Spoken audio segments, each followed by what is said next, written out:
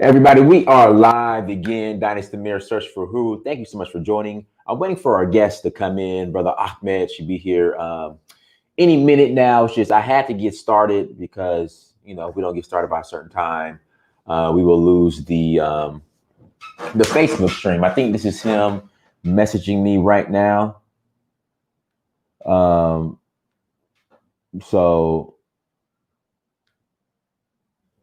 this is him coming in right now here in a second. But today's topic is, should the young generation of African Americans invest in Africa? That's today's subject.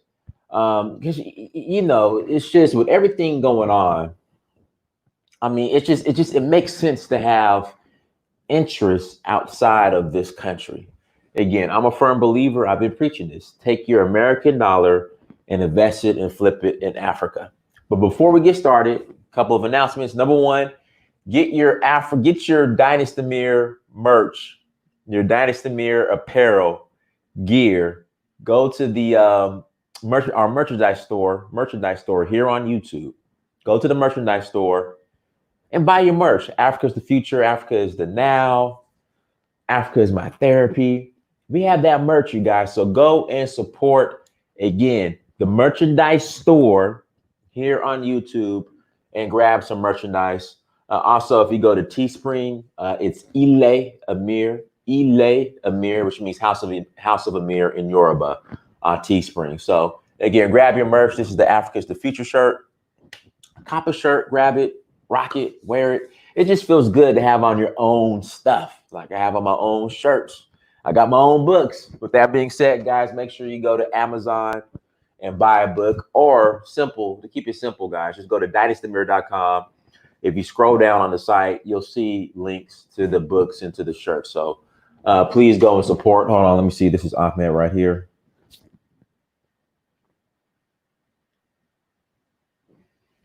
We're getting some rain here in Atlanta. We are starting to get some rain. Yeah, so guys, again, make sure you go to dynastymir.com. Make sure you guys like, share, and subscribe when it comes to the content as well. Please like, share. Okay, I most like the Africa's the Now. Well, buy the shirt. If you like it, buy it. People come on and say, Dynasty, man, I like that shirt. Okay, well, go buy it. It's for sale. Go buy it. Go and buy the shirt. Hold on, let me get my brother Nana on here. Nana. Hey, my What's brother up, brother? Dynasty. It's good to see you, man. Nice to see you too. Wow. Yes, sir. I was just doing the announcements, but all that, we just completed that. So now, we'll jump right into it. Should the young generation of African Americans invest in Africa? Now, everybody, when I go to Kumasi, Brother Nana, his family hosts me. This is where when I go to Kumasi, I stay with his family. Now listen, his mom. Last time I went, this past December, in November, I think it was. In November, his mom had so in Ghana, they call it sobo, but it's BSAP. Or some people call it hibiscus. Or in Nigeria, we say sobolo, right? Sobolo, right. Yeah. She had a refrigerator full of sobo, right? Waiting for me when I walked to the house. A refrigerator full of sobo waiting for me on deck. And guess what? She was like, you better drink all that sobo before you leave. Mama Jamila is for real. Mama Jamila was playing. She was like, you better drink all that sobo before you leave. I was like, Mama Jamila, there's a lot of sobo. I mean, trust me, I'm greedy. I love sobo, but this is a lot of sobo. It's like, no, you better drink all that sobo before you leave. Hey, I hope your stomach was good when you got off of that sobo. Okay, I'm gonna tell you something. The year before, all that sobo got to be. This time I was fine. You was fine, okay. Sobo's is weird. It's just sometimes it'll mess my stomach up. Right. Like sometimes, man, I'll drink one, little situation. Right. Or maybe two. I'm on the toilet. But sometimes I'll drink a whole gallon and be straight. It depends. But so I just taper. I just pace myself when it comes to it. Right.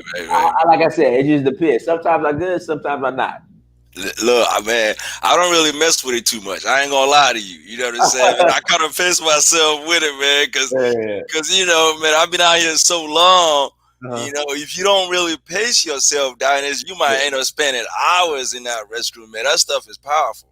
Now, when I was in Nigeria, I had drunk some, and I was in the bathroom for a couple of days. Yeah, Yeah, yeah, yeah, yeah, yeah. that's But like I said, it's hit or miss. But I just love it's so good though, and I love it. no, it's But good. It's very very natural. It's very very organic. And yeah, hey, man, if your stomach can take it, man, enjoy it. You know what I'm saying, yeah, man? It's enjoy good it. for Yeah, your yeah, system. yeah. You Yeah, know, it just absolutely. depends. Hey, man, how are you doing, brother? I'm good. I'm good. How you doing, man? Let me go ahead and I'm probably gonna email you the link because I can't. I'm trying to figure out how to get Okay. it. So I'm gonna email you that link. Um, but yeah, brother. Thank you for joining us. If you could introduce yourself, let everybody know who you are. Right, man. Thank you for having me. I believe this is our second time, man, Mhm. having a live conversation Hold on, with hold our on, hold on. people. Let me stop you. It's been almost a year Right. since you were out here.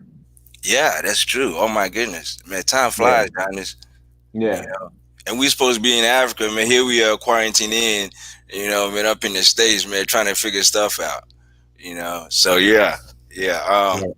Well, look, man, I'm just glad you healthy, man. You scared the Oh, shit out of me when I heard you get, man. bro, man. I called moms. I was like, Mom, hey, man, one of your sons, man. This stuff. She, her, man. She went into prayer mode. She was Oh like, yeah. oh no. So, No. man, it's good to see you gaining your weight back, man. And Man, I appreciate it, man. I man, appreciate of it, course, brother. I man, of feel, course. I feel, I feel great. I feel Absolutely. great. I feel great, man. I just hope I hope they open up these borders soon, because now but this is the only problem. So, uh, Murtala Muhammad Airport in Lagos is going to be opening back up end of this month. It's Okay. just the issue is if you're coming from America, you got to go on quarantine for 2 weeks. So it Right. kind of defeats the purpose of going to visit. So, I'm just knocking on wood and praying that I can get to Africa this year. Oh my goodness, man. Yeah. Praying on wood, I kind of got scared when Bill Gates, man, got on television and was like, "There's going to be 300,000 dead bodies on the streets of Africa and all that stuff, man." And I was like, "Holy crap, man, Mhm. are you trying to scare me out of my continent?" You know what I'm saying? I'm like, "Man, we're trying to find a way to get back on the motherland, man. You talking about 300,000 dead bodies, man? We're not going to be able to know how to recover from that.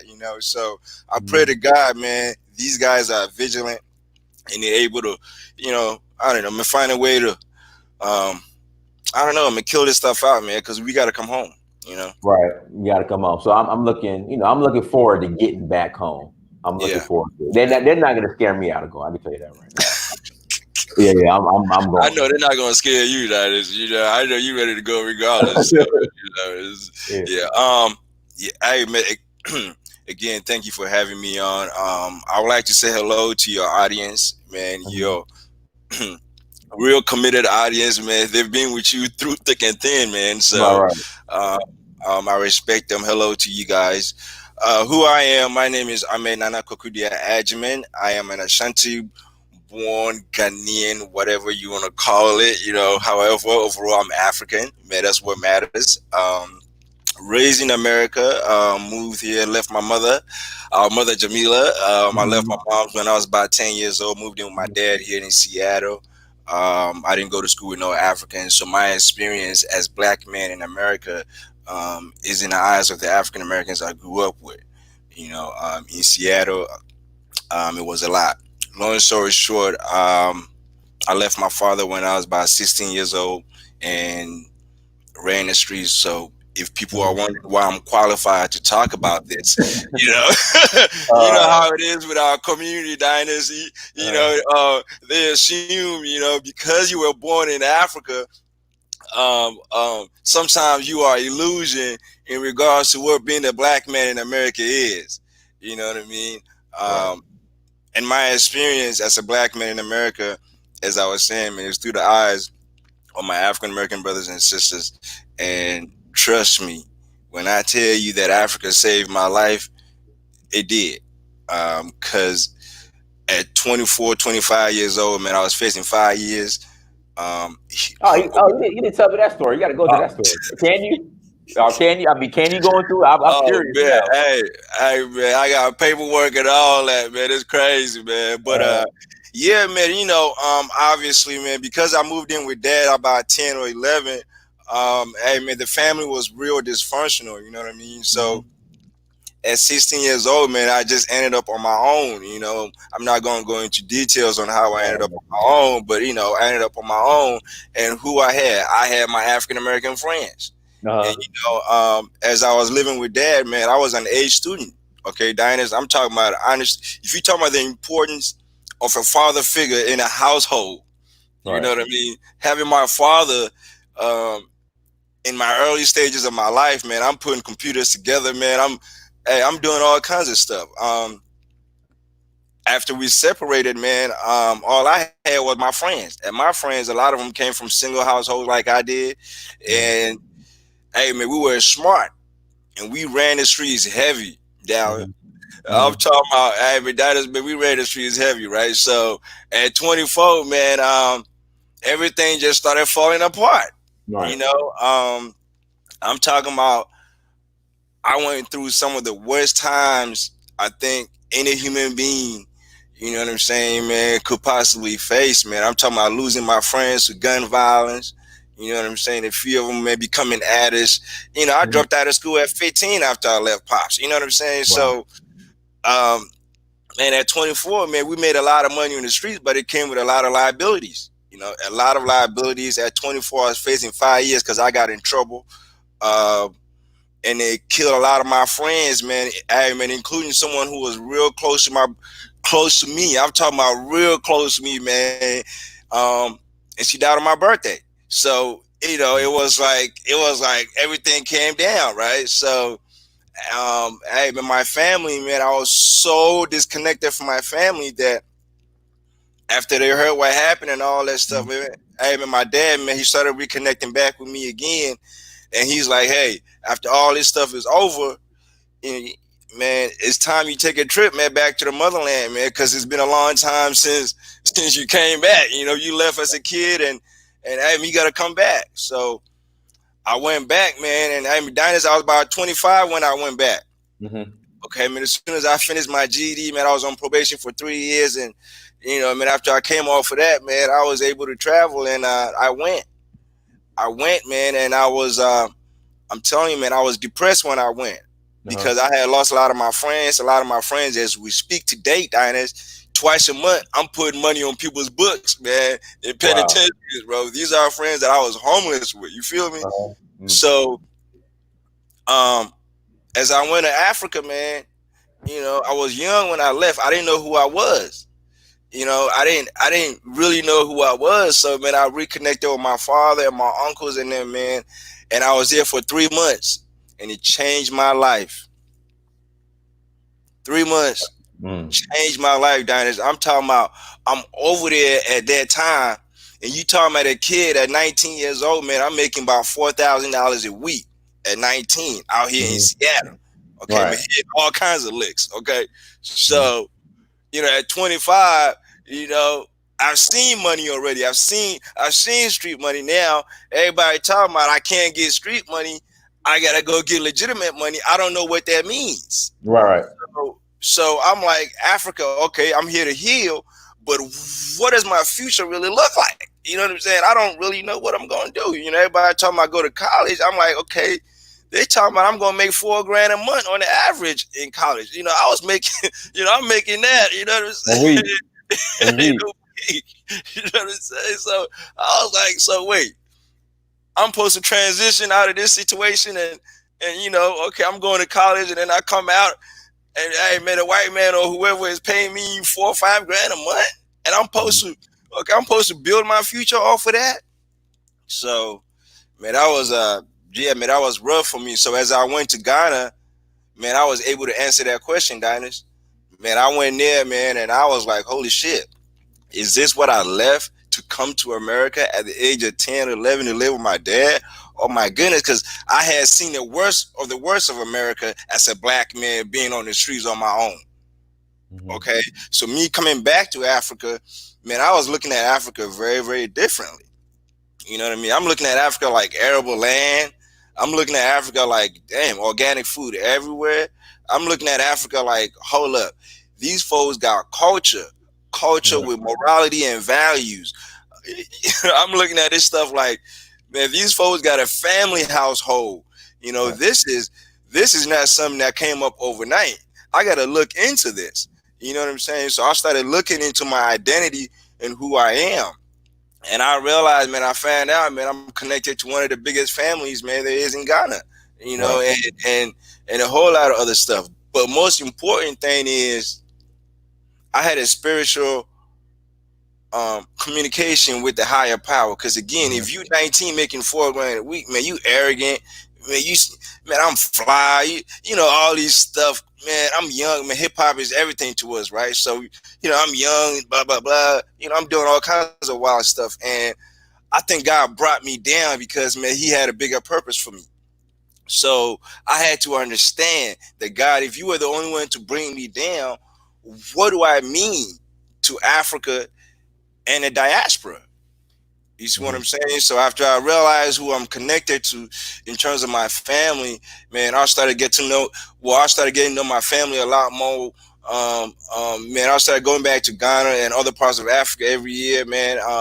I came back, I enrolled in college. I got a bachelor's now and a master's in logistics and supply chain, all that stuff, right?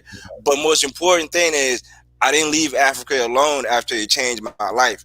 I Right. just I kept on going back and forth, man, because I knew I was like, there's no way that all our money I was seeing on the streets, you mean to tell me that I'm gonna be able to get that money through corporate? Right. It's just not adding up. You know what I'm saying? There's no way. I ain't seen it because I realized, man, at corporate, okay, unless you at the executive level, man, they cap you out by like, man, Yeah. 120, 150. You know? Yeah. True. They cap you out at 150. So I had to figure it out. And I realized that, man, wow, man, God has exposed me to something. Man, God has exposed me to the fact that we have paid the price and our ancestors have paid the price of others becoming wealthy on our backs. Right. And it was about time it transitioned, okay, back to our kids and Right. us and our kids and the next generations after that, right? So I saw that vision. So I came back to the States. I enrolled in college. I started a nonprofit. Okay, it's called ADIA, African Descent Youth Affairs. Mm-hmm. Okay, man, if you want to check it out, okay, it's online, www.adiaeffect, ADYA, Hold on one second. ADYA. Okay. effect, EFFECT, Uh-huh. okay, .org. Okay, Okay. as you Let's can get that see, in. African Descent Youth Affairs, man, the name itself, man, tells you it has no artificial boundaries. Because if I was born in Ghana, raised in America, and I grew up with African Americans, and I mean, I fought with these guys, man. Man, I laid my life on the line for them and all that stuff. I see no boundaries between me and them. You see what I'm saying? So African Descent Youth Affairs is a platform that some good friends I met in college and I came together with to say we are going to analyze the root causes of our issues in our communities from here in the diaspora to Africa, and we're going to solve this problem. It doesn't matter if it's 20 years, 10, 15, but we're going to work on it till it gets done. Okay, so economically, after I got done with college, man, I started a consulting company called Agyeman Consulting Services, advising American and overseas companies who are looking for opportunities on the motherland. Because I realized over the years as I was traveling back and forth that a lot of ugly opportunities people, including Africans Mm-hmm. in Africa and Africans in the diaspora, are leading people with capital or resources into wrong investment developments in Africa. Okay. Can you give us an example of one just to? Yeah. A very classic example is the mining industry, right? Okay. So For example, you might have some people in Ghana or other parts of Africa who might have access to land in lucrative or on concessions whereby it might have gold or some kind of mineral deposits, right? So instead of going through the right procedures to make sure the community become engaged with this opportunity, what they would do is they would go cut a deal with a Chinese man or somebody to come in, right? And obviously, man, obviously they would be the front person for this Chinese or whoever, this European, and this person will come in and dig as much as they want. Okay, and obviously, man, this front man is getting paid a little pocket change, but his pocket change is not feeding the community.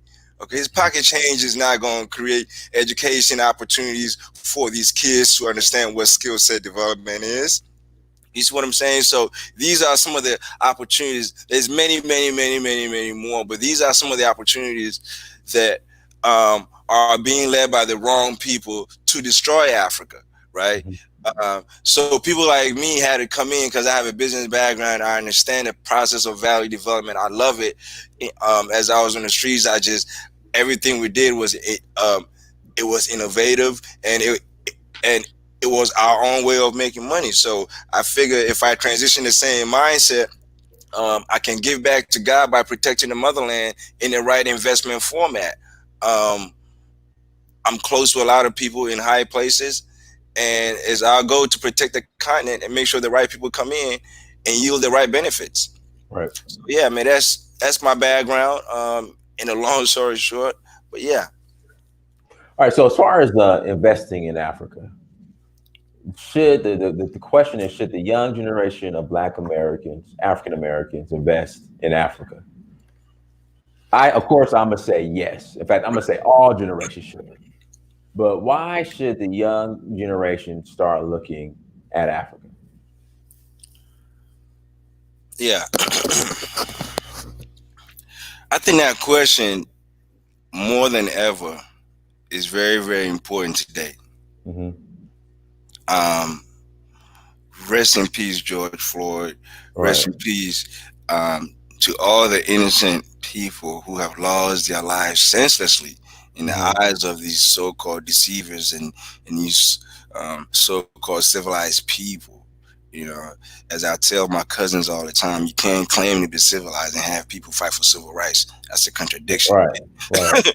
right? And English is not even my first language, I but gotta write that down. I gotta write that down. Go ahead. I'm gonna write that down. Go ahead. you know what I'm saying? So, um, to come back to that question, I think more than ever, more than ever, now is the time for, I don't know if you want to call them black organizations or African descent organizations. Now is the time for the churches, the black churches, these community organizations. Now is the time for them to honestly look or reflect within themselves and ask themselves, what does my dollar means to my human rights? Mm-hmm. What does my dollar means to my human rights in America? You know, what does my dollar mean to my human rights in America? Because as far as I understand, really, the Declaration of Independence is very, very clear that all human beings under the natural law of life, okay, deserves human rights. Right. So it's been 400 years, and that's why I'm not out there protesting. And me either. Me either.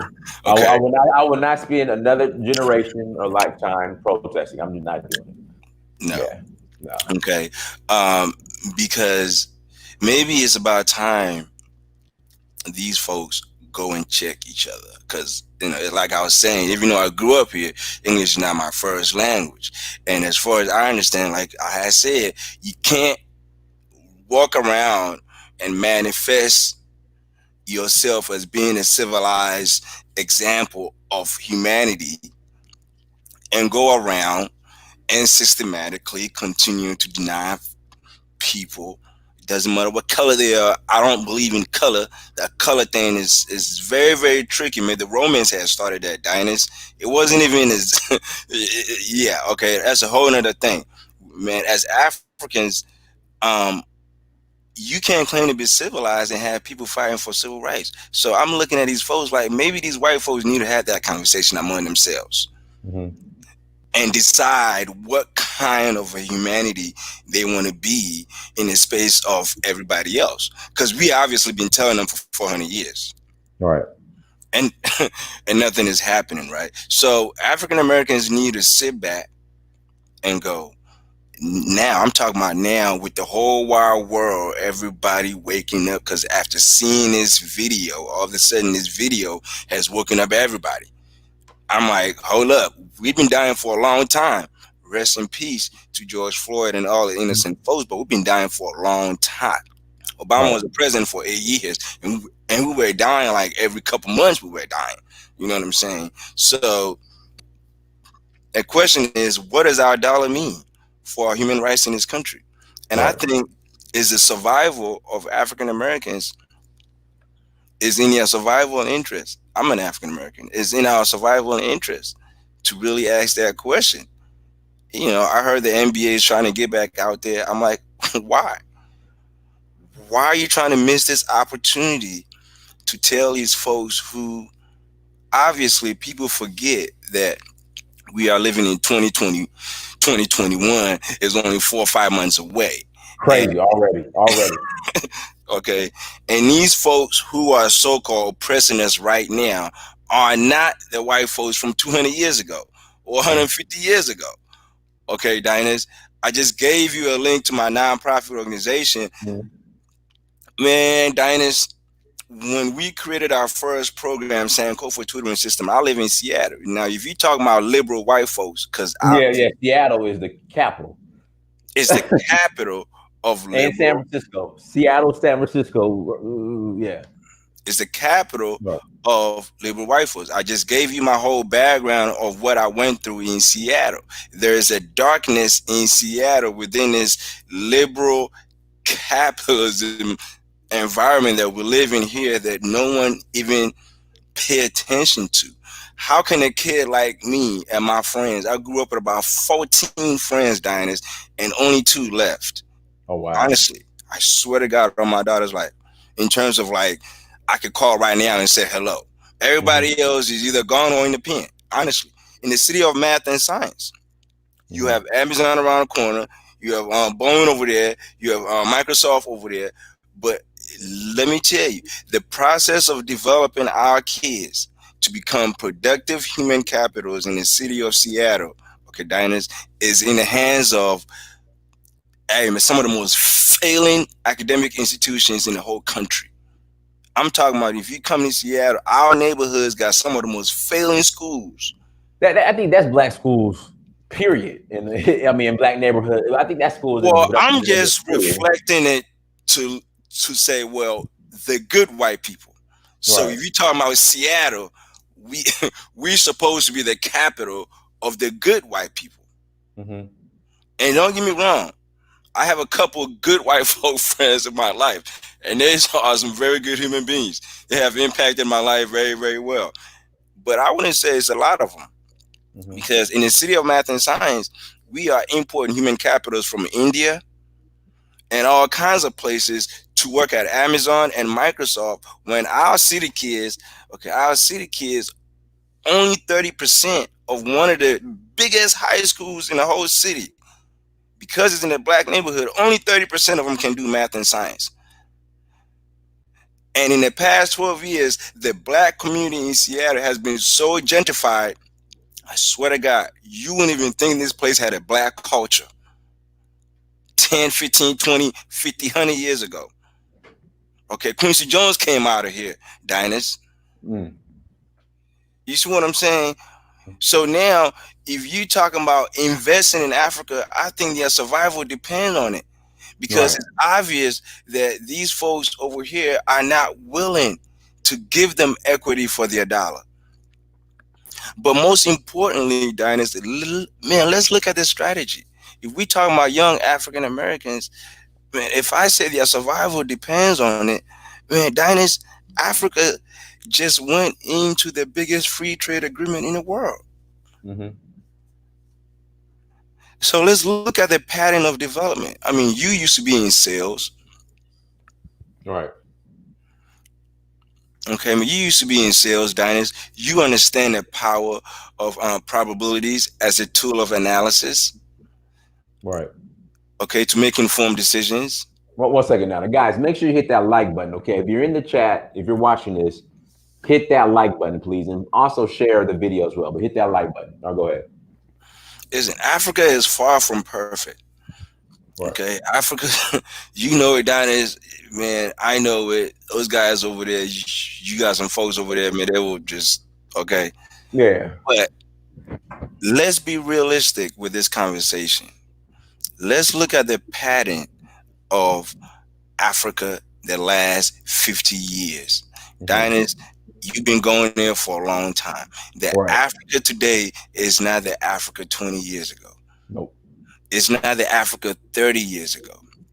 It's not Hmm. the Africa 50 years ago. So, what does that mean moving forward? Right. If we are analyzing the pattern of development and what that means to inform decision making. So African Americans are sitting back in this country and we asking ourselves, what leverage do we really have with our economic power if we do not connect that with Africa? What leverage do we really have? Right. I mean, I'm No, asking the we have no leverage. question. Okay, look, I'm going to ask that question again. And maybe somebody in the chat room can tell me because there seems to be some kind of stubbornness in We regards have to no leverage. why Africa is so critical to African Americans. There seems to be this thing in your head. More than ever, African Americans need to understand that you can make a huge return in Africa and bring that money back here, leave some in Africa and bring some back here and invest in real estate and do all kinds of stuff. Hmm.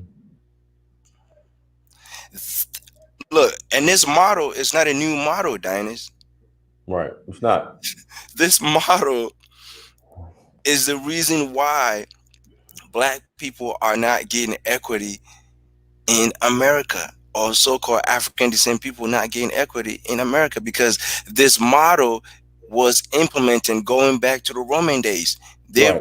realized if we do not suppress these people, because we were feeding them. People forget again. A lot of our people, because like my boy Molly said, because we are in mental slavery, and I was once upon a time in mental slavery. Yeah, me too. I think we all were. Yeah, Absolutely.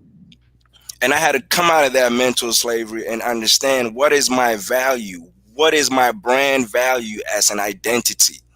Who am I? Am I a Benz or a Chevy as Hmm. an African descent?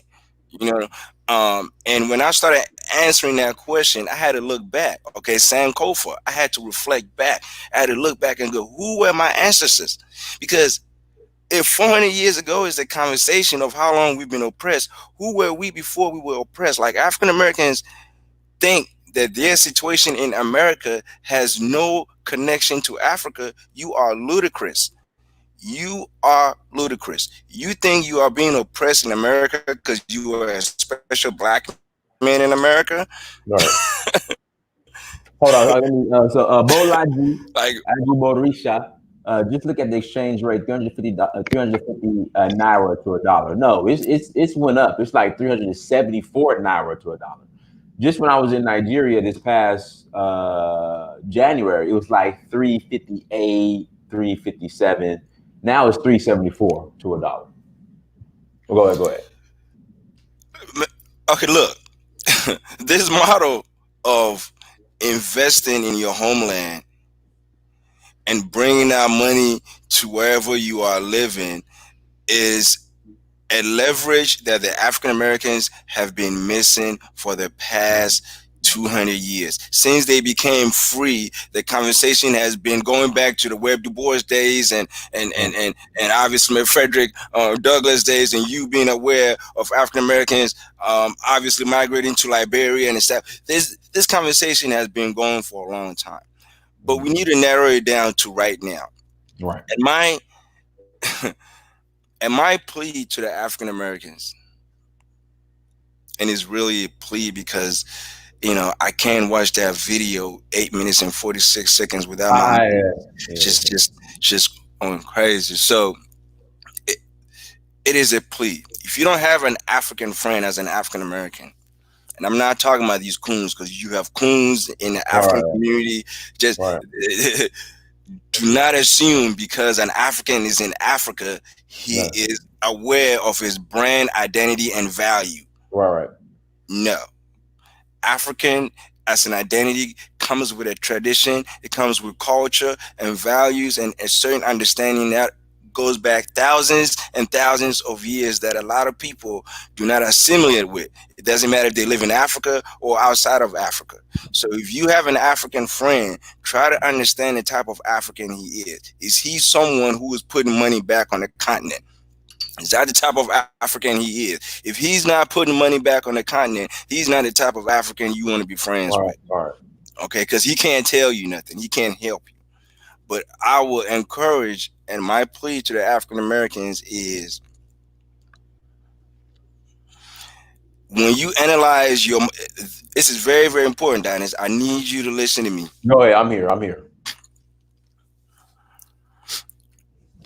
When we talk about our survival and what that means to earning your respect economically and socially, African Americans are not in the conversation in this country. You got to repeat that again. I think people might have missed that. Go ahead, repeat that again. Okay. I'm gonna write that down this time. Go ahead. Okay.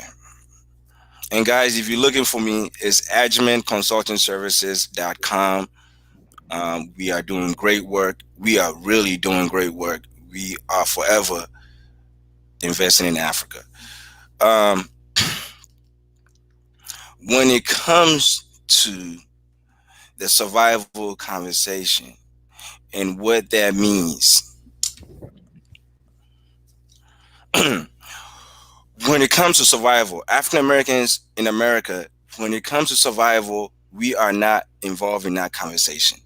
The reason why we are not involved in that conversation is because the critical sectors that are supposed to be the cornerstones of our survival is not in our hands. So I'm going to say that again, because sometimes I say these things and it goes over their head a little bit, because, it's just, again, English is not my first language. I'm just trying my best to break it down for y'all. No, you breaking it down very well. Go ahead. Okay. Every human being needs to survive. When you wake up, Dynast, you got your food, all this stuff. But collectively, you have your individual problems and then you have your collective problems, right? Right. Okay. So collectively, the African Americans in this country is an endangered being. It's an endangered being because the cornerstones of survival, okay, which is very, very critical, is you need your health, okay, Dynast, right? You need your agriculture or food security. You need your housing or real estate. You need your education and security. These are the critical elements of any human being's survival. Am I correct? I mean, if I'm wrong, just tell me I'm wrong. Correct. Okay. These things are also some of the biggest economic industries anywhere in the world. Right.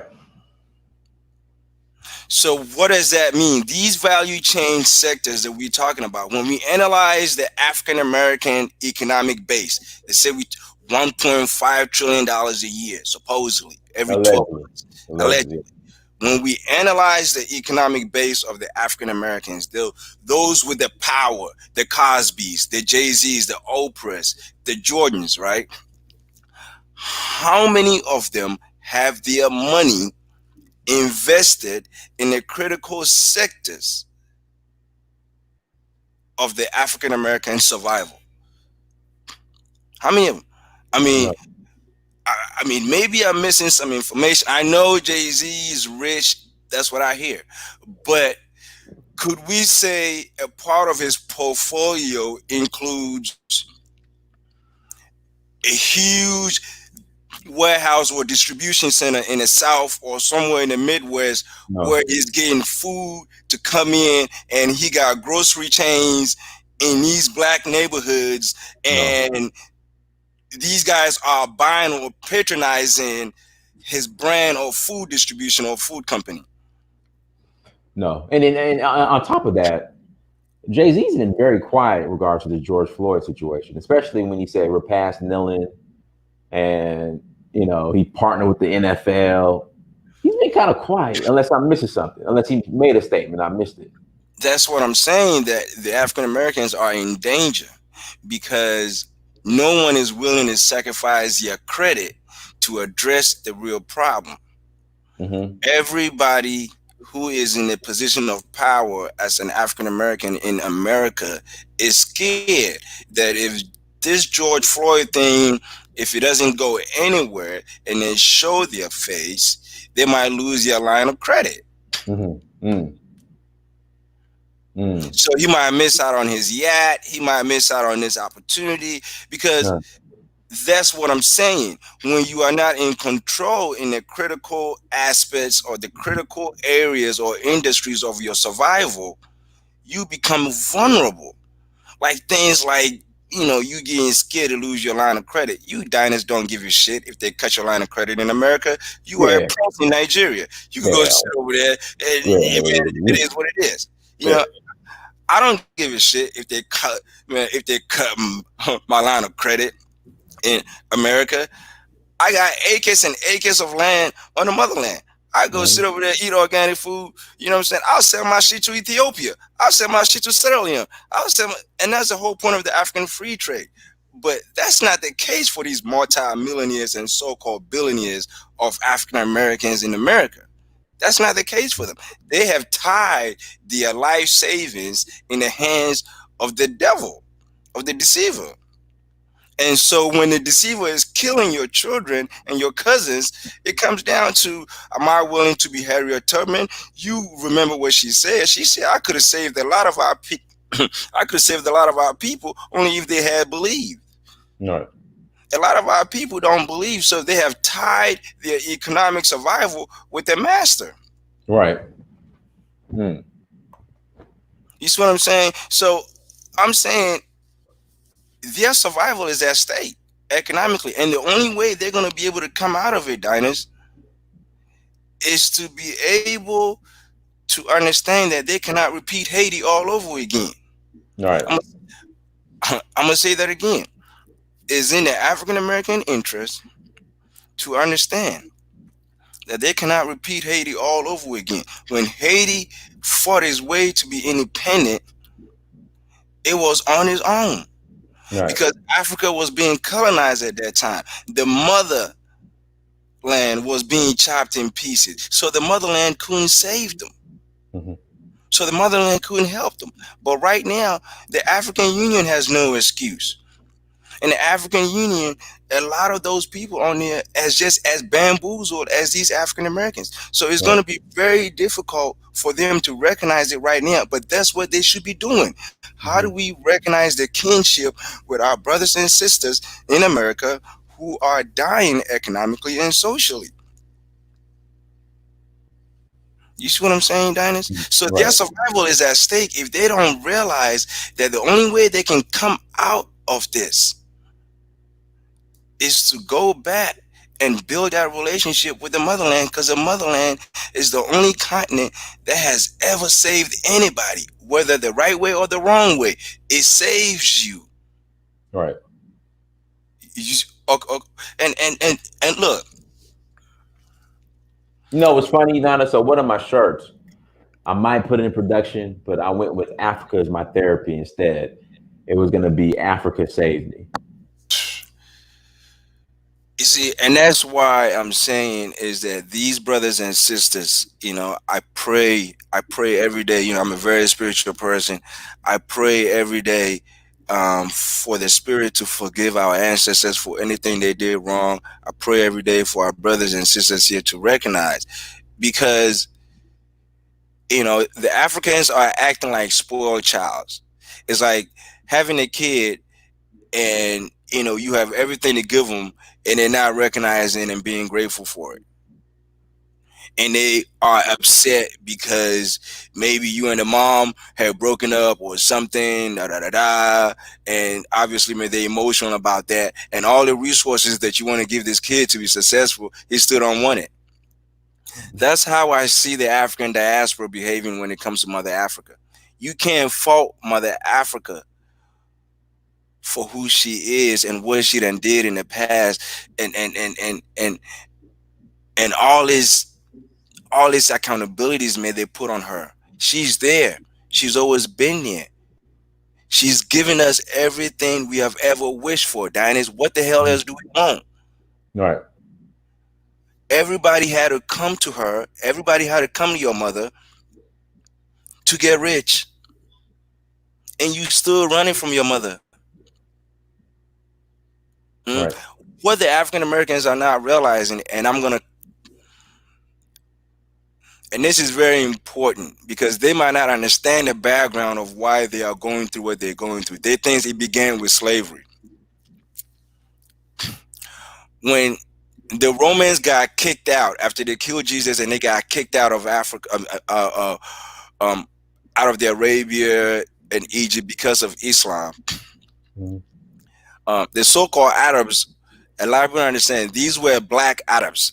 There's no such thing as a white Arab. They came later. It's like how you consider the Native Americans today. There's no such thing as a pure Native American. They probably mixed with some kind of white or something. So Mhm. these Arabs you see today, that's what it is. But if you're talking about Arabs from 1,500 years ago, 1,000, these are Africans. So Islam, the spread of Islam, gave a renaissance of these African kingdoms within the Mhm. empire. For example, the Ghana Empire, the African kingdoms, they financed a lot of their cousins in Arabia to take over Europe. Right. Okay, and they call it the moral renaissance or blah blah blah blah. Right? I mean, my point is, Africa have always been responsible for feeding Europe. Right. Okay, we kept the Greeks. Egypt kept the Greeks out of Egypt for 5,000 years, and when they finally got a chance to come in, Alexander had followed and invaded Egypt. Okay, and took over. It's always been in their interest to subjugate the Africans. Mhm. It's always been in your interest. You have some good white folks, and I'm ready to make money with good and civilized white people any day, anytime. But I'm telling you, the background of who these folks are and the knowledge that their fathers have passed on to them to become the so-called liberal white folks or the so-called KKKs is the same information. They are very Mm. aware of who you are. You are the problem to yourself. But they know who you are. They know the history of your forefathers coming and ruling them and feeding them. Egypt was feeding Rome for hundreds of years. Okay, Mhm. so we have always fed people. It doesn't matter if we're Asians. It it didn't matter. So today, if you telling me that African can't feed you, I think we have a problem. Right. So the skill set that is needed for the African Americans to survive, they can't optimize it here and get equity from it. All the Mm. skill set they have, everything that they've been able to acquire over here. If you're talking about their critical survival needs, the health sector, the education sector, the food sector, these sectors, if they don't have a kinship with Africa where they can consistently tap into the returns, which are going to be sustaining in Africa, they're not going to be able to have enough returns coming back here to build up their critical sectors to be competitive and be able to survive. Does that make sense, Dinus? Makes a lot of sense. In, On point. in other words, they're gonna keep going back in circles of having to tie in their money with these Muzungus or these Ofes or Obronis in on this continent forever. They're not gonna be able to do what the Chinese did, and that's what the African Americans need to pay attention to what's going on very, very clearly in this country. And the liberals are trying to use their pain to be able to do what they do best, which is to try to win power, of course. Right. But look at what the Chinese did, Dynast. And it's very important. It's very, very important because I had to give them this background, Dynast, because a lot of people don't tell them Right. this type of information. Right. They don't. Um, for example, okay, Martin Luther King died when? In 1968, right? Mhm. It's very Right. important that we put timeline to things because people are ignorant and they don't understand that when I went to business school, the only thing I remember is called probabilities, which is the ability to analyze a pattern of action and use that information to make an informed decision going forward. Mhm. So, if, for example, if you need a loan for a car, they look at your credit, right? And they go, hey, you ain't been able to pay your bills for the past 5, 10 years. Right. You're not going to be able to pay for this car. Because so Right. they use your past against you to be able to make a decision going forward. So we had to apply the same tool to white folks. We'll probably never sit down with them. You see what I'm saying? But Right. we're not genetically built like that. So we can't see the power of probabilities as a tool of informed decision making. Right. But here's what I'm saying. After Martin Luther King died, it was by the same time a lot of African countries were getting independence, Right. So civil rights and independence in Africa ran like hand in hand. hand in hand. Right. It's very important you listen to me, Diners, because a Uh-huh. lot of folks are not aware why they need to tie their ass to Africa. Right. And we're not going to be telling them this all the time. Oh, I'm okay. only, Here we go now. So basically, I mean, so I know where you're going because Martin Luther King and Kwame Nkrumah were like this, and Malcolm X. So they were doing, like I said, during the independence struggle in Africa and during the civil rights struggle here in America, they were intertwined. well, look, Well, let's go a little, huh, go let's ahead, go go a ahead, little further than that. go ahead. And you, my brother, I love you, so I'm gonna give you this information to your audience for free because I charge for this stuff, man. A lot of these folks they're not understanding. Um, After Martin died, a lot of African countries were getting independence by the same time, all the way into the early 70s. Africans were getting independence. Okay. Well, economically, before these Africans were independent, okay, Diners, Mhm. these Europeans, okay, I mean, before World War I and World War II, and after, they were averaging about 2,000+% of a margin in terms of returns on their Makes investments in Africa. makes sense. Okay. Mhm. At the same time, and what was happening to the African Americans here? We were going through Jim Crow. And within Jim Crow, what was happening to the Black Wall Street and all the other stuff? We got burnt down. Got burned down. So within Jim Crow, they were burning you down, right? Right. So I would say within a certain law structures that they were able to operate in, you couldn't even develop an economic base, right? Nope. Nope. And that was the same situation in Africa when they were colonizing them. So you fast forward when Martin died over here and when the Africans got independence, what happened to the so-called integration? They started opening it up a little bit for us, right? Right. Well, yeah. That's what they say. Right? The illusion was opening up. But if you look at Okay. the numbers, we lost more in integration than we did during segregation. Really? Why would you say that? Well, I mean, you look at home ownership, land ownership, uh, businesses. Like literally, when integration happened, like black hotels, black restaurants, black laundromats, black everything just started shutting down because everybody thought. There's a book a friend of mine wrote called I think it's called Ice Water, and so black people had this mentality that the water from the white owned. Okay, so during segregation, it was you had the black water faucets and you had the white water faucet. Black people thought that the water from the white water faucet tastes better. So during when integration happened, black people thought that what white people had across on the other side of town was better. So they took their resources out of the black community and instead circulated in the white community, forcing our major industries in the black community to shut down. But look, man, there's something you're not mentioning. Go ahead. What was access to credit like for Black Americans between the time on after the No, Civil War? not existent.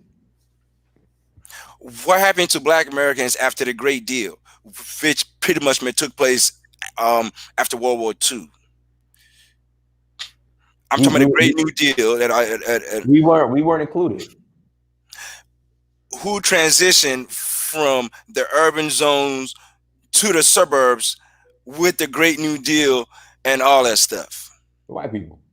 White people. So you got stuck in the urban areas with no credit and with no access to resources to build a social environment to even create the potential to establish your own independent credit. Mm-hmm. Right. So my point is, you see the timeline of when Negroes in America or Black folk in America became free, all the way to when Martin died, we pretty much was non-existent. Huh?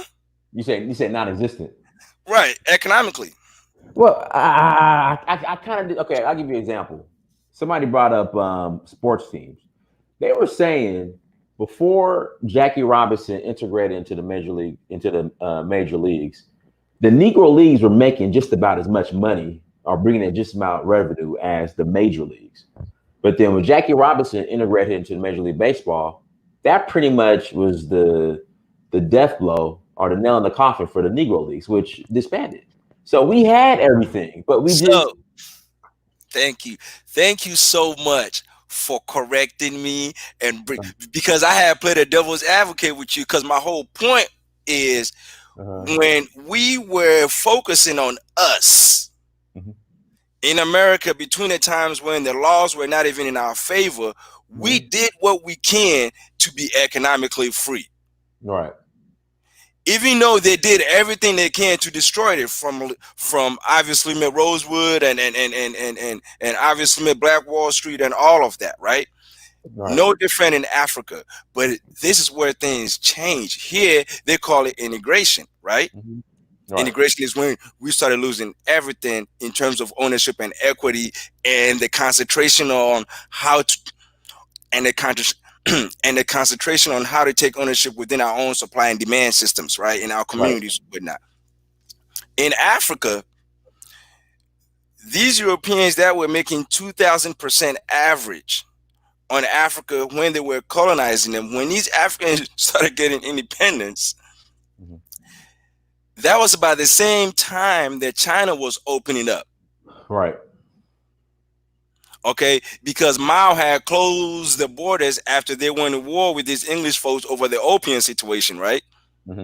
Okay, so they opened it up after Mao died. So what happened? The Europeans said, well, you know what?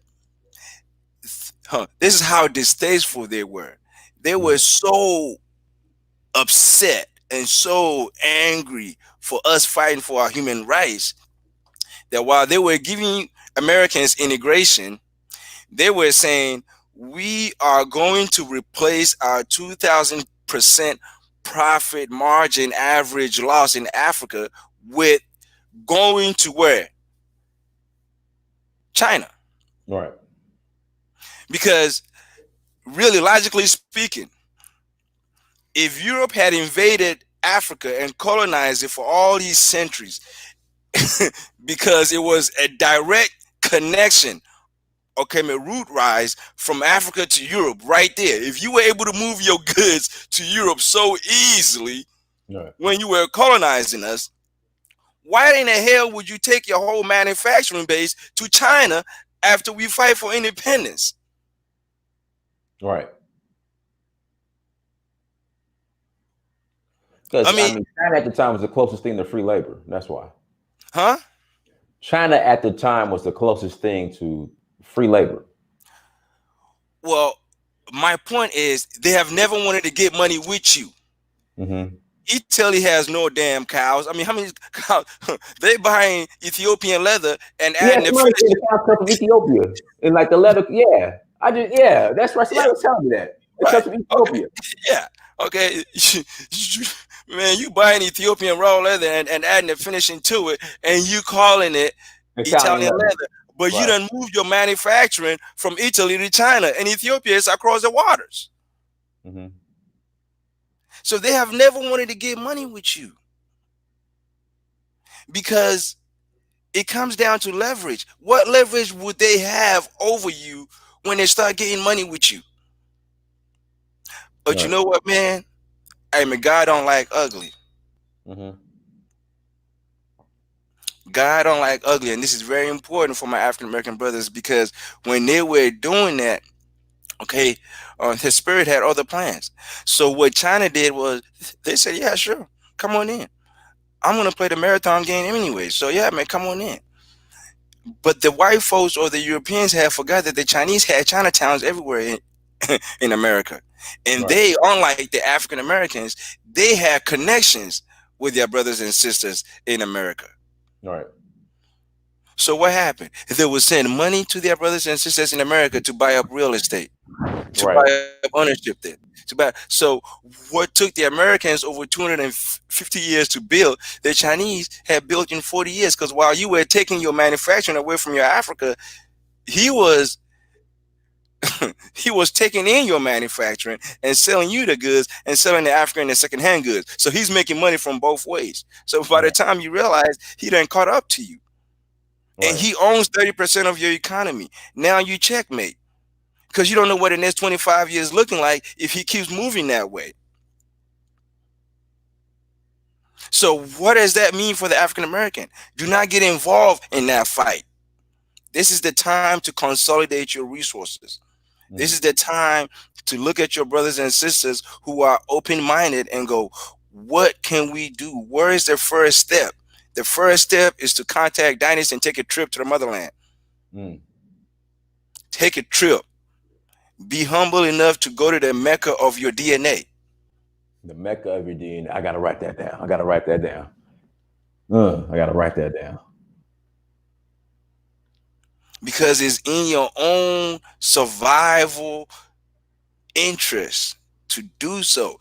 Africa is not going to wait on you, man. There's only 40 million black folks in America. There are 1.4 billion people on the continent of Africa. Oh, by the way, my gold is 1800, ain't it? Who? Shit, my gold is 1800 an ounce, ain't it? Yeah, I'm close to it. Or yeah, Okay, going I up. seen you. I think it was around 1300. Yeah, it's going up. So what does that say about the dollar? Well, you already know what's holding up the dollar, man. Yeah, after Mhm. the world start buying the oil in dollars, it's over. You Right. know. Yeah. Well, but anyways, Dynasty. Yeah. I mean, I think. Yeah, man. I think the first step is a trip. I think the Mm-hmm. first step is a trip, and I think the question is, what does the African American economy and the social environment look like 20, 25 years from now? Are they Right. still going to be marching and crying? Right, and that's the thing. Because I'm not spending one more generation. No, none of that marching, and yeah, I'm not doing it. because these same liberal white folks are the same people who voted in Seattle to make it a policy or law that if your child or if your parents don't make enough money, you got to sit in this neighborhood and go to this school. You punishing a child who is not responsible for his mom and dad being poor to not get enough resources to become productive citizen. This child, through this process of this bullshit policy, eventually becomes a social liability. I mean, in the city of Seattle, they have gentrified the whole black community because the average income is $100,000 a year in Seattle. So if a black child or if a black kid is making at the age of 24 years old, if he's making $100,000 a year because he has a software engineering degree, which is a comparative advantage economy in Seattle, if you're making $100,000 a year at 24, at 30 years old, you could buy a house in your own neighborhood. You don't have to move out. You see, so it's all tied together. You see, and that's why Jesus said, "My people will perish for the lack of knowledge." You know, and that's why the Prophet of Islam also said, "You learn from the cradle to the grave," because you can't go around it. That's why I had to get back to school. I didn't go to school to become a worker. I went to school to understand what this system was about. Hmm. This system, because I'm like, if you love history, you will always question this system. As an Hmm. African descent person, if you love history, you will recognize that these folks just became relevant 400 years ago. Even the Romans couldn't give them the sustainability to become relevant at the global impact level. Hmm. For how long? Look at our systems on the continent of Africa and what they have done for the world in terms of civilizing them for thousands of years. I'm not talking about some la la land shit. Even if you look at this country, what has black innovation done for the American European wealth in this country? Right. Wh- I'm asking you a question. What has black innovation in this country done for the American European wealth in this country? It built the Do you country. understand? It built the country. Intellectual property built this country. Black intellectual property built this country. So why is black intellectual property today not willing to build Africa? Why? Why is the African diaspora intellectual property today? Okay, Diners, we keep having conversations on Right. convincing them that if you have 10 corporate engineers of African descent, your consolidated revenue alone could easily raise you guys $1 million to invest on a continent Right. in technology, in agriculture, in health delivery services. These things is what's going to make you a multi-billionaire, not sitting here with a master's degree thinking you got a job in a corporate. Right. And that's going to change, and that's changing, right, and that's going to change now because of the effect that coronavirus is having on corporate America. That whole landscape, you can forget that. You know.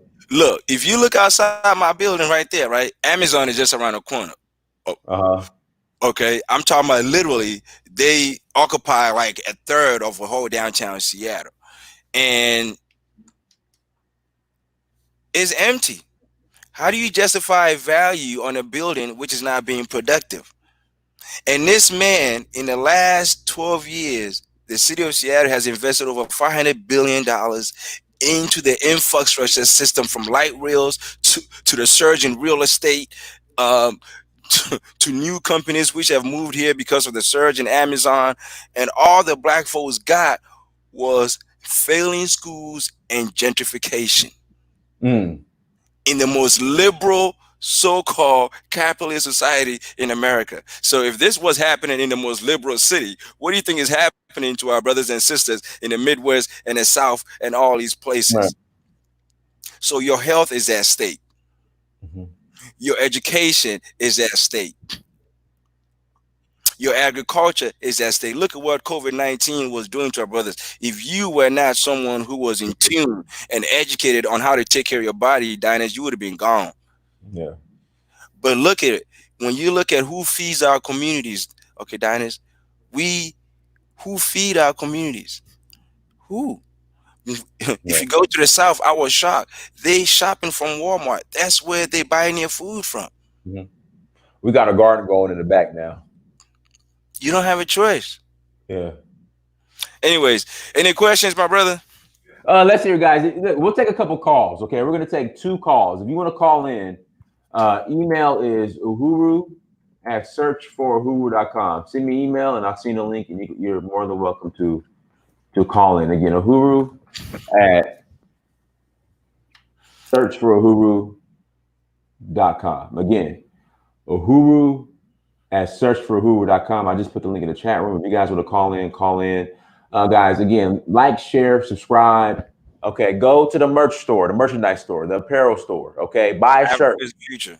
Yeah, Africa's the Hey, now, Africa's the future, Africa's my therapy. Africa's the I'm about to steal it. No, Africa is the mecca of my DNA. That's coming next. That's coming next. I gotta steal it. I gotta hey, steal I'm it. just I'm just stating facts, Diners. I mean, if you are black and you tell me, well, again, I don't even believe in that black thing because I feel like again it was constructed. But again, it is the mecca of our DNA. Um, is the future. I feel sorry for African Americans who think that they can optimize economically here if they do not tie it to Africa. I mean, look at how silly this is. You have hip hop rappers buying chains from Chinese jewelers. Okay, and this Chinaman here who's a jeweler, okay, his connect is in Ghana or somewhere in West Africa. All right. Okay, so what is wrong with that, Diners? Like you have the middleman, okay, making a lot of money because you refuse to take that money from him, and you can just build that relationship with the continent and establish all types of value chain opportunities for you and your communities here and there. So the artificial boundaries is costing us a lot of money, as you Right. know. Again, if you're looking for my Instagram, there's the only thing I have is Nana Nana underscore KWAKUDUA. Again, it's NANA underscore KWAKUDUA. That's the only social media I have. So you can reach me on there or AgyemanConsultingServices.com if you want to do some work in Africa. Or you can just make contact Diners. I mean, that's my Yeah. brother. He knows how to get a hold of me. Yes, Um, sir. Yes, sir. yeah. Or it's Buckner. I just sent you the link. So go Okay. ahead and call in, brother. I just sent you the link. Hit the click the link and hop on. You guys, thank you for joining us, everyone. Thank you so much for joining. Yeah. Thank you. These are some very challenging times. We need to come together and share ideas and really move forward with those ideas. A lot of people talk, but man, they're not moving forward. Agyeman Consulting Services, we are heavily knee deep involved in conversations right now with a few companies in California. We are building roads in Africa. Okay, we are building roads. We're gonna be making multi-millions of dollars, bringing value to the motherland. That's the bottom line.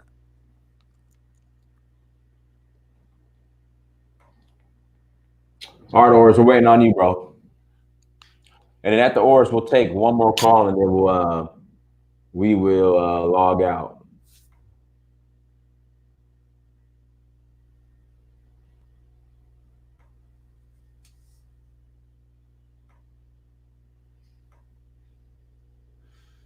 Yeah, man. So, anyways, man, how is Atlanta? I mean, I I heard mean, another.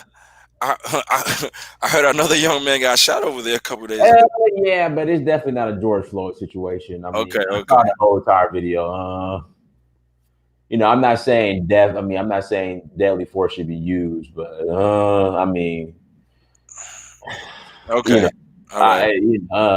I don't want to piss anybody off. I want to be nice today, but like I said, I saw the video from both angles, and it's kind of like, basically Keisha Lance Bottoms had to do what she had to do because she had to cover her, what. But Right, right, right, right. it's like you can't like fight the cops, steal their taser, and And then try to shoot I mean, I just it's certain things you it. just I'm gonna leave it alone, but Right, right, right. Okay. yeah, I'm leaving it alone. Um. Yeah, but Yeah, they burnt the windies, they burnt the windies down, so they blew the windies up. so I don't know. Let me ask you this, Donnie, because you've been obviously been doing the ultimate best to make sure you are getting people on the continent and everything. Um. Honestly, man, what are some of the biggest hurdles you are facing? It's just I think black people. He logged off. I don't know why. I don't know. I think here we go. We'll get this Balan. Hold on. Hey, Bolaji. what's going on, Dynas? Oh, Baoni. Awa, Baoni. Stelafani. Lafia, Dede Lawa. No, but no. I think the issue is, man. I just think black people here in America think one day white people are going to wake up and give and split everything 50-50. They're going to say, you know what, we're sorry. Hey, Seattle, you know what? We're going to split everything with you guys 50-50 down the middle. I think that's the mindset of black people because they keep talking about, we built this country, this, that, and the other. And it's just like, look, it's been 400 years. Unless you guys know something I don't know, or you guys got some inside information that I don't have, I'm not privy to, I don't have access to. You know, I don't know, but I really think black people they just have hope that one day white people are like, you know what, guys, everything we're gonna split it down 50-50, down the middle, straight down the middle, 50-50, and share everything. I think that's the problem. Go ahead, brother Balaji. All right, sorry, Dynas. Let me just chime in. All right. First, I'm a big fan of yours. Thank you for what you're doing for the African diaspora community, especially here in the United States. God bless you. Keep doing what you do, brother. Really appreciate you. First,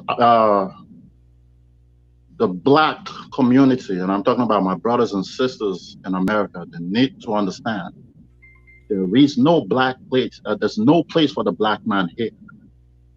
Now, to say, if you don't know history, history is bound to repeat itself on you. Right. All right. There will never be a place for a black man in America. The white folks know this, and that's why they keep treating our people the way they treat us. No, I disagree. Okay. I disagree because, I mean, we have to define what America is. What is America? In terms of the original Americans, man, how many of them are left? True. So the America that we see today, again, then the conversation comes down to who has a greater leverage. I'm not talking about those who have forced themselves to have upper leverage. Let's look at intrinsic leverage. When we talk about intrinsic leverage in the so-called modern day America, the so-called 400-year America, or the 250-year-old America, black folks have more intrinsic leverage than any other race in this country when it comes to this so-called America. So it's very, I don't want to use that term disrespectful, but it's almost like it's almost a blasphemy to assume spiritually that our forefathers have lost so much blood and set so much precedence and examples, because, man, this world is not just supposed to change overnight. If that was the case, I think we would have inherited a much better world than that. But what we see is a pattern of continuous evolution towards something better. Better.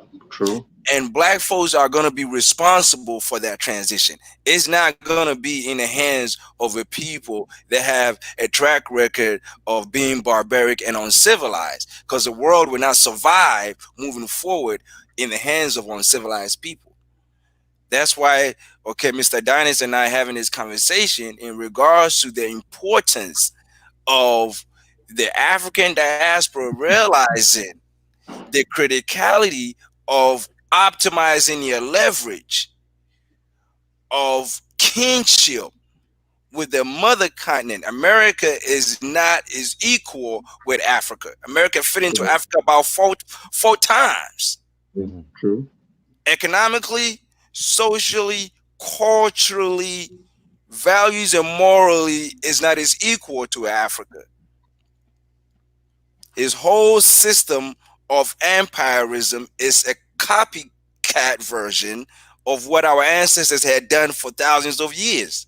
So my whole point is it's very critical that the African Americans, as they are understanding what the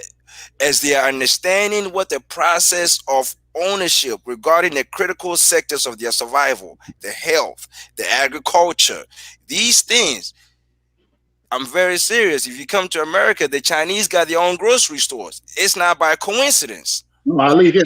I live in Brooklyn, New York. I see everything. So, or the Asians, because if you don't own the critical sectors of your community's value chain, that is security at risk. Okay, so when black people begin to take ownership gradually of the critical sectors that is responsible for their survival, the health, the agriculture, the education, the security aspect. Fuck the police. If you want police in your community, you guys become the police. Yeah. Unity So solution. when you Mhm. start taking ownership of these critical things, what that means is at the micro level is done. Now you got to connect it to the macro level. No different from the Europeans saying, okay, Louis Vuitton or Gucci is from Italy, but is able to cross all borders and meet the European demand also in America or anywhere else. So it's very important that these black folks in this country or African diaspora here, when we begin as a solution, I'm speaking solution here, when we begin to really seriously ask ourselves, if these people don't respect our dollar, what is next for us? Okay, this might be a 15, 20-year plan. But guess what? 10 of us today are going to take our savings and we are going to invest in the grocery chain. How old is Whole Foods? Whole Foods is maybe 15 years old, 18, 20 Mm, years old. got a point. It's, it's not old. So we have a 20-year plan, and I in the mean, next I 20 mean, years, how old is Amazon? Amazon, if you look at it, is Yeah. yeah. Amazon is so still a baby. everything I'm saying is not anything we have to reinvent from scratch. It's just taking ownership of what is critical to us economically and socially. If African diaspora tomorrow woke up and said we're not playing in the NBA, how would the white man feel? Yeah. True. If we're not playing in the NFL, how would that white man feel? It's like Dennis was saying, we were doing great with our own leagues before we integrated. So True. if black folks are willing to sacrifice their small businesses and all of that for coronavirus, are you willing to sacrifice for George Floyd and those innocent folks who have died to build your own micro economy? Are you willing to do that?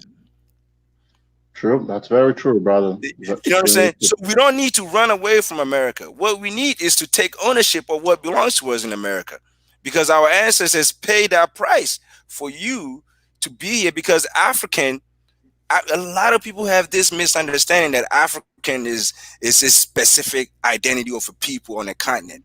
Nah. You have Nah. you have Jamaican Africans. You have what they call African Americans. You have what they call Ghanaian Africans or Mm-hmm. Ashanti or Yoruba Africans. You Mm-hmm. have different types of Africans. That is what Mm-hmm. makes you non-racist, Yeah. because systematically you have not even been able to consolidate your vast African identity to oppress other people. So how can you be racist? And then also number two, out of you come many other races, period. There's many different shades of blackness, light, green, blah, blah, blah, blah, blah, Mm-hmm. blah. Okay, curly hair, straight hair, and everything. So we don't know race. We might know tribalism. I mean, man, that's a fact. We might know, well, I don't like you because you're a Yoruba or because this. And that is a situation which will be solved as technology becomes more available. More African diaspora people will be able to do their genetic, analysis and have a real relationship with a specific tribe on the continent of Africa. My True. issue is the African Americans or the African diaspora need to know that they cannot survive moving forward alien in Africa. Okay, they cannot survive. Okay, so if they want to start up universities of African languages, well, we we need to get started. Okay, True. because a lot of African diasporas need to be humble enough to embrace their African identity, which comes with intrinsic culture, intrinsic values and morals. Okay, and understanding. Okay, hip hop is part of the African culture, and people True. forget hip hop was meant to take you from the mud to righteousness. That was the whole purpose of hip hop. True. Take you from the mud to righteousness. So, it's very important that we understand what the African is. It's not being black. Black is very new. Maybe like, I don't know, man, 1,000 years old. You know what I'm saying? So, I think it really comes with a change of a mindset, and it comes with a lot of information. In educating our people, like what you and Dynast are doing. It really comes with really educating our people on the greatness of Africa and what Africa has contributed to the world. Give me 1 second, Dynasty. Okay, no problem, no problem. Right. Go ahead. So Africa has done a lot for the world. Like Right. a lot of people don't know that the Moors, okay, the Moors introduced baiting to the Europeans. The Moors introduced chemistry. The Moors introduced mathematics to the Europeans. All right. So, and all this is coming from Africa. All right. So, I mean, like Ahmed just said, it really has to do with seeing Africa, as a source of hope for the world. I'll just put it that way. Because a lot of people, like, if you talk about Africa, people just look at you like, oh, they don't really know much about the continent and what the continent has offered the world since God knows.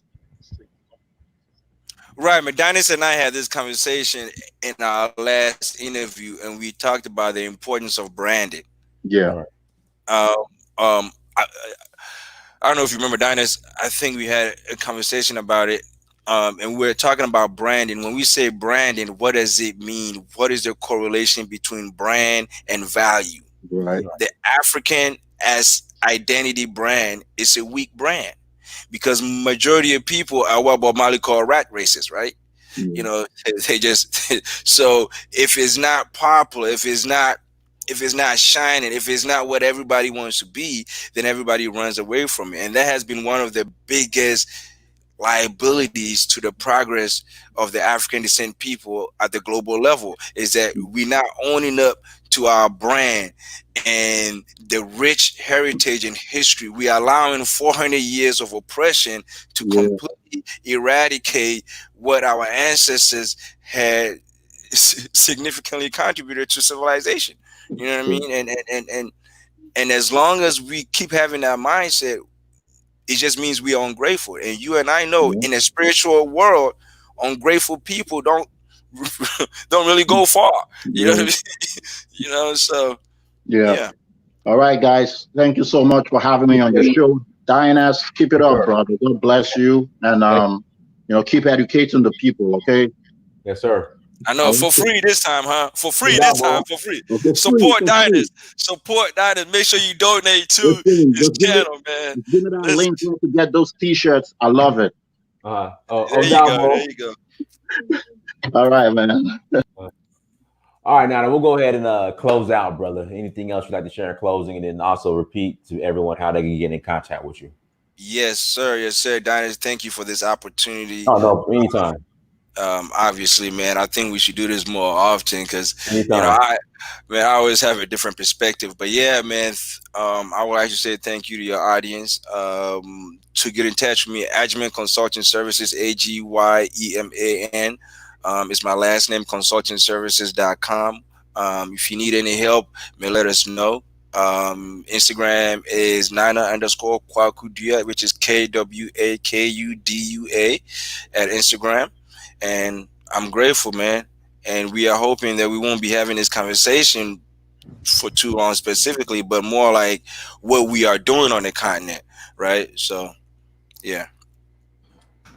Yes, brother. I appreciate you coming on. It really means a lot. Everyone, thank you so much for joining. Again, go buy the shirt. Okay, guys. I'll be in Atlanta in August. If I'm not in Nigeria, I'll be here. I'll be in Ghana in September. So, when in August are you coming? I'm thinking it last week. Okay, like I said, it's up in the air, man. It's up in the air. We'll see. We'll see, man. Hey, I'm just glad you're gaining your way back, man. I'm trying to tell you, man. I hadn't seen you. I was about your size. You're about my size. That's a fact. All right, brother. I love you, man. Peace. No problem. All right, guys. I'm gonna put the link to the store and the site. Everyone, in the chat room, so you guys can have it. Hold on 1 second. Let me throw that in there. But the merch store is on YouTube too. But here's the link to the store. Guys, go ahead and support it. But everyone, again, thank you so much for joining. Until next time, family. Dynasty Samir, search for Huru. Peace. Peace.